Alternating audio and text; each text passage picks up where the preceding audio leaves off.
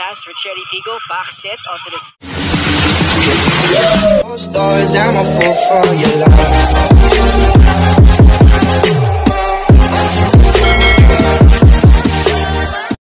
Good day mga ka-sports natin dyan. Grabe nga ang pangyayari pagdating nga sa second set kung saan hindi talaga ito inaasahan ng mga fans nga ng Petrogas Angels. Kanina nga sa set 1 ay muntikan pang manalo ang Angels at halos dikitan ang kanilang score kahit sabihin natin na nanalo nga ang nasabi nating Cherry Tigo. Pero pagdating nga dito sa second set ay dito na nga talaga inilabas nga ng galing ng mga players ang Cherry Tigo talaga ang umangat kontra nga sa Angels. Kitang-kita natin mga ka-sports natin dyan sa score na talagang tinambakan nila ang Petrogas Angels. At ang nakakagulat pa nito mga ka-sports ay hindi man lamang naka-double digit ang nasabi nating Petrogas Angels.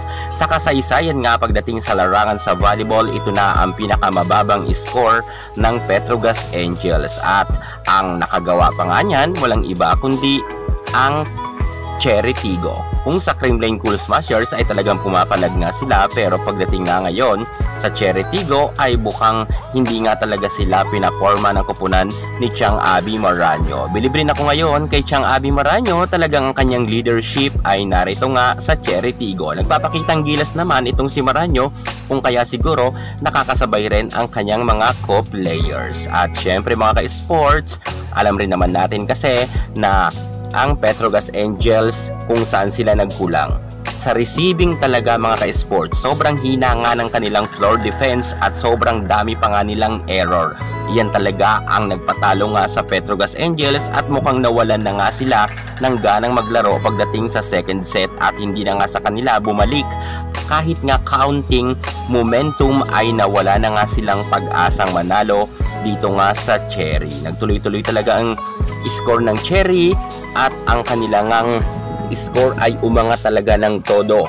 Nagtapos lang nga ang kanilang laban sa score na 9-25. Grabe mga ka-sports, nakakagulat rin to sapagkat nga meron naman Myla Pablo at Jonas Abete ang nasabi natin Petrogas Angels. Subalit talaga ramdam rin natin na wala nga itong si Maiso Puntilla sapagkat nga nasa bench siya at hindi siya pinasok, kung kaya siguro nangyari ito. Iba pa rin kasi talaga mga ka-sports kung meron nga sa kanilang leadership or meron sa kanilang veterana na isa.